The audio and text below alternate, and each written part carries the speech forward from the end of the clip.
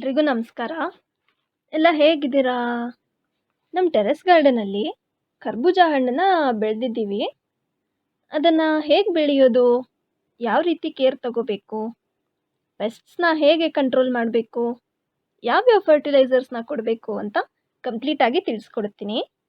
ಹಾಗೆ rainy season start ಆಗಿರೋದ್ರಿಂದ ನಮ್ಮ ಟೆರೆಸ್ ಗಾರ್ಡನಲ್ಲಿ ಮಲ್ಲಿಗೆ ಹೂಗಳು ಕಡಿಮೆ ಆಗ್ತಿದೆ.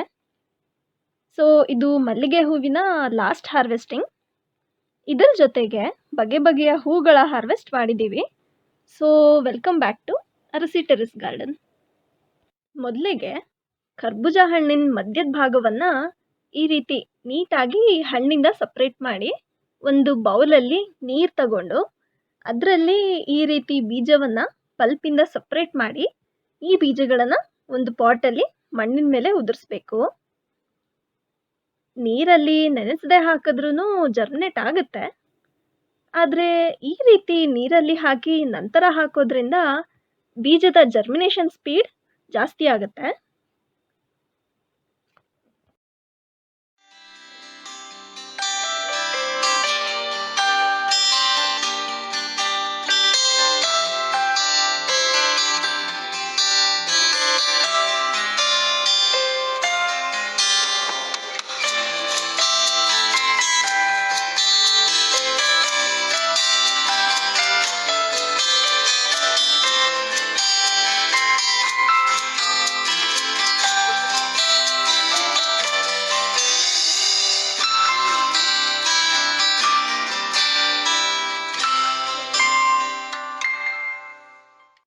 ಮೂರು ದಿನದ ನಂತರ ಬೀಜ ಜರ್ಮಿನೇಟ್ ಆಗಿದೆ.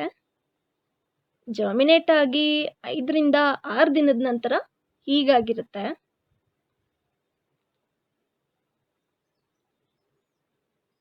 ಬೀಜ ಹಾಕಿ ಸುಮಾರು 20ರಿಂದ 22 ದಿನಕ್ಕೆ ಹೂಗಳು ಸ್ಟಾರ್ಟ್ ಆಗುತ್ತೆ. ಈ ಪಾಯಿಂಟ್ ಆಫ್ ಟೈಮಲ್ಲಿ ಇದನ್ನು ಬೇರೆ ಟಬ್ ಅಥವಾ ಪಾಟ್ಗಳಿಗೆ ಶಿಫ್ಟ್ ಮಾಡ್ಬೋದು. ಆದರೆ ನೆನಪಿರಲಿ, ಶಿಫ್ಟ್ ಮಾಡುವಾಗ ಬೇರಿನ ಜೊತೆ ಸ್ವಲ್ಪ ಮಣ್ಣನ್ನು ಸಹ ತಗೊಂಡು ಶಿಫ್ಟ್ ಮಾಡಿ. ಯಾವುದೇ ಕಾರಣಕ್ಕೂ ಬೇರು ಡ್ಯಾಮೇಜ್ ಆಗಬಾರ್ದು. ಈ ಬಳ್ಳಿಯ ಹೆಣ್ಣು ಹೂವಿನ ಕೆಳಗೆ ಈ ರೀತಿ ಈಚಿರುತ್ತೆ. ಇದೇ ಹಣ್ಣಾಗಿ ಬೆಳೆಯೋದು. ಹಾಗೆ ಗಂಡು ಹೂಗಳು ಈ ರೀತಿ ಹೂವಿನ ಕೆಳಗೆ ಏನೂ ಇರಲ್ಲ. ಮತ್ತು ಪಾಲಿನೇಷನ್ ವಿಚಾರಕ್ಕೆ ಬಂದರೆ ನಮ್ಮ ಗಾರ್ಡನಲ್ಲಿ ಇತ್ತೀಚೆಗೆ ದುಂಬಿ, ಚಿಟ್ಟೆ, ಜೇನುಹುಳುಗಳೆಲ್ಲ ಹೆಚ್ಚಾಗಿ ಬರ್ತಿರೋದ್ರಿಂದ ತುಂಬ ಚೆನ್ನಾಗಿ ಪಾಲಿನೇಷನ್ ಆಗ್ತಿದೆ. ಇದಕ್ಕೆಲ್ಲ ಕಾರಣ ವಾಟರ್ ಮೆಲನ್ ಫರ್ಮೆಂಟ್ ಪೇಸ್ಟ್. ಈ ವಾಟರ್ ಮೆಲನ್ ಫರ್ಮೆಂಟ್ ಪೇಸ್ಟನ್ನು ಡೈಲ್ಯೂಟ್ ಮಾಡಿ ಸ್ಪ್ರೇ ಮಾಡಿದ್ದಕ್ಕೆ ಈ ಕೀಟಗಳು ಹೆಚ್ಚಾಗಿ ಒಳ್ಳೆ ರಿಸಲ್ಟ್ ಸಿಕ್ಕಿದೆ. Water melon ferment paste preparation ವಿಡಿಯೋನ ಡಿಸ್ಕ್ರಿಪ್ಷನ್ ಬಾಕ್ಸಲ್ಲಿ ಹಾಕಿದ್ದೀವಿ. ನೀವೇನಾದರೂ ನೋಡಿಲ್ಲ ಅಂದರೆ ಒಂದು ಬಾರಿ ನೋಡಿ.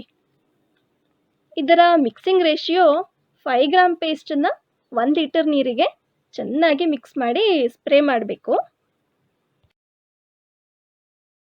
ಮತ್ತು ಇನ್ನೊಂದು ವಿಚಾರ ಏನಂದರೆ, ಸಸಿಗಳನ್ನು ಒತ್ತೊತ್ತಾಗಿ ಹಾಕಿದ್ರೆ ಬಳ್ಳಿಗಳಲ್ಲಿ ಪಾಲಿನೇಷನ್ ರೇಟ್ ಜಾಸ್ತಿ ಆಗುತ್ತೆ.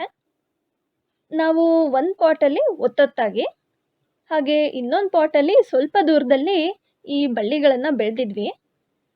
ಆಗ ಆ 2 ಪಾಟ್ಗಳಿಗೆ ಹೋಲಿಸಿದ್ರೆ ಬಳ್ಳಿಗಳು ಒತ್ತೊತ್ತಾಗಿರೋ ಪಾಟಲ್ಲಿ ಪಾಲಿನೇಷನ್ ಹೆಚ್ಚಾಗಿ ಜಾಸ್ತಿ ಕಾಯಿಗಳು ಕಚ್ಚಿದ್ವು.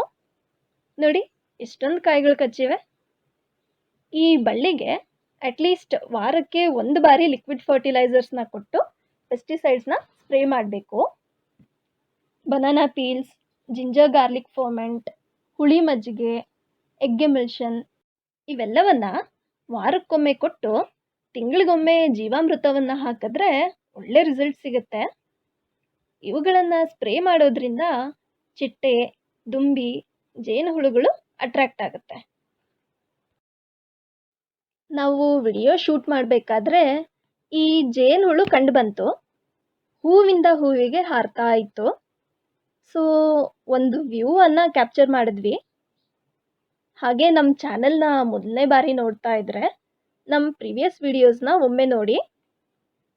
ಹಾಗೆ ನಮ್ಮ ಚಾನೆಲ್ನ ಸಬ್ಸ್ಕ್ರೈಬ್ ಆಗಿ ಪಕ್ಕದಲ್ಲಿರೋ ಬೆಲ್ ಐಕನ್ನ ಪ್ರೆಸ್ ಮಾಡಿ ಅದರಲ್ಲಿ ಆಲ್ ನೋಟಿಫಿಕೇಷನ್ಸ್ನ ಓಕೆ ಮಾಡಿ. ಆಗ ನಾವು ಹಾಕೋ ಪ್ರತಿ ವಿಡಿಯೋಸ್ನ ನೀವು ನೋಡ್ಬೋದು. ಮತ್ತು ನಾವು ಹಾಕ್ತಿರೋ ವಿಡಿಯೋಸ್ ಎಲ್ಲವನ್ನು ನಮ್ಮ ವ್ಯೂವರ್ಸ್ ನೋಡ್ತಾ ಇದ್ದಾರೆ. ಆ್ಯಂಡ್ ಇದರಿಂದ ನಮಗೆ ಬಹಳ ಖುಷಿ ಆಗ್ತಿದೆ. ಆದರೆ ಕೆಲವರು ಜಸ್ಟ್ ವ್ಯೂ ಮಾಡ್ತಾ ಇದ್ದೀರಾ ಹೊರತು ಚಾನಲ್ನ ಸಬ್ಸ್ಕ್ರೈಬ್ ಆಗ್ತಿಲ್ಲ.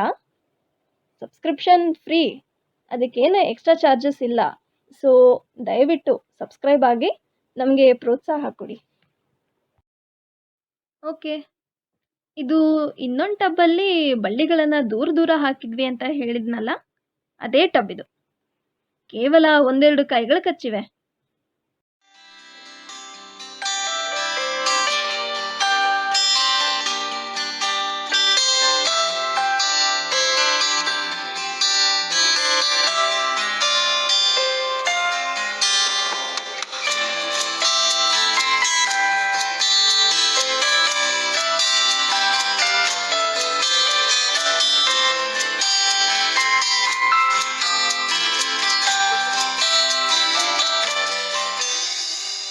ಸುಮಾರು 2 ತಿಂಗಳ ನಂತರ ಹಣ್ಣುಗಳು ಈ ಸೈಜ್ ಆಗಿರುತ್ತೆ. ಈ ಸ್ಟೇಜಿಂದ ಹಾರ್ವೆಸ್ಟಿಂಗ್ ಸ್ಟೇಜ್ಗೆ ಬರೋಕ್ಕೆ ಇನ್ನೂ ಸುಮಾರು 15 ದಿನ ತಗೊಳುತ್ತೆ. ಸೊ ಇದರ ಹಾರ್ವೆಸ್ಟಿಂಗ್ ವಿಡಿಯೋವನ್ನು ತಪ್ಪದೆ ನಮ್ಮ ಮುಂದಿನ ವಿಡಿಯೋಸಲ್ಲಿ ಅಪ್ಡೇಟ್ ಮಾಡ್ತೀವಿ. ಮತ್ತೊಂದು ಇಂಟ್ರೆಸ್ಟಿಂಗ್ ಫ್ಯಾಕ್ಟ್ ಏನಂದರೆ, ಈ ಹಣ್ಣುಗಳು ಕಚ್ಚಿ ನಿಂಬೆಹಣ್ಣಿನ ಗಾತ್ರ ಆದ ತಕ್ಷಣ ಇದನ್ನು ಟಬ್ ಅಥವಾ ಪಾಟ್ಗಳಿಂದ ಇಳೆ ಬಿಡಬೇಕು. ಹೀಗೆ ಮಾಡೋದ್ರಿಂದ ಹಣ್ಣಿನ ಗಾತ್ರ ಹೆಚ್ಚಾಗೋದಲ್ಲದೆ ಅದರ ಶೇಪ್ ಪರ್ಫೆಕ್ಟಾಗಿ ರೌಂಡಾಗಿ ಬರುತ್ತೆ. ಇದಿಷ್ಟು ಸ್ಟೇಜಸಲ್ಲಿ ನಾವು ಕರ್ಬೂಜ ಹಣ್ಣಿನ ಬಗ್ಗೆ ಖುಷಿ ಪಟ್ವಿ. ಆದರೆ ಒಂದು ಬೇಜಾರಿನ ವಿಚಾರ ಏನಂದರೆ, ಒತ್ತೊತ್ತಾಗಿ ಬಳ್ಳಿಗಳು ಹಾಕಿದ ಟಬ್ಬಲ್ಲಿ ಕೆಲವು ಬಳ್ಳಿಗಳು ಅತಿಯಾದ ಮಳೆಯಿಂದ ಹಾಳಾಗ್ಬಿಟ್ವು. ಆದರೂ ಸುಮಾರು ಹಣ್ಣುಗಳು ಹಾರ್ವೆಸ್ಟ್ಗೆ ಸಿಗ್ತವೆ. So no worries. ಓಕೆ, ಈಗ ಕೆಲವು ಬಗೆಯ ಹೂಗಳ ಹಾರ್ವೆಸ್ಟನ್ನು ನೋಡೋಣ.